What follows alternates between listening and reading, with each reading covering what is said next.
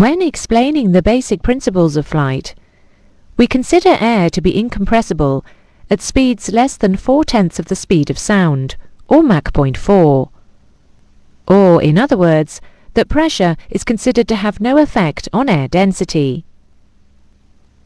At speeds above Mach 0.4, which is about 300 miles per hour, it is no longer practical to make that assumption, because density changes in the airflow around the aircraft begin to affect the behavior of the aircraft.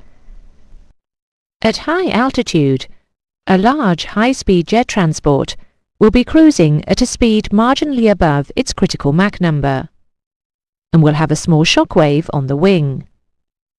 If the aircraft speed is increased, the shock wave will rapidly grow larger, causing the static pressure to increase sharply in the vicinity of the shock wave. The locally increased adverse pressure gradient will cause the boundary layer to separate immediately behind the shock wave.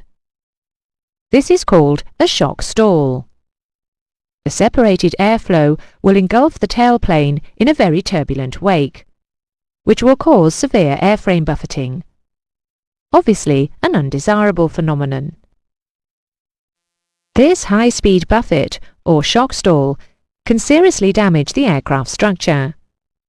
So an artificial warning device is installed to alert the flight deck crew if the aircraft exceeds its operational speed limit by even a small amount.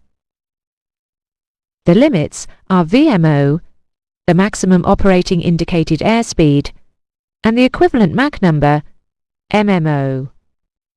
The high-speed warning is oral, either a clacker, horn or siren, and is designed to be easily distinguishable from the low-speed stick shaker triggered by high angle of attack. The warning will not be cancelled until the speed is reduced below the speed at which it is triggered. You have learned that approaching the critical angle of attack can cause airframe buffeting, low-speed buffet. And we have now shown that flying too fast can also cause buffet, high-speed buffet. Any airframe buffet is undesirable, and, if allowed to become prolonged, can lead to structural damage, as well as upsetting the passengers.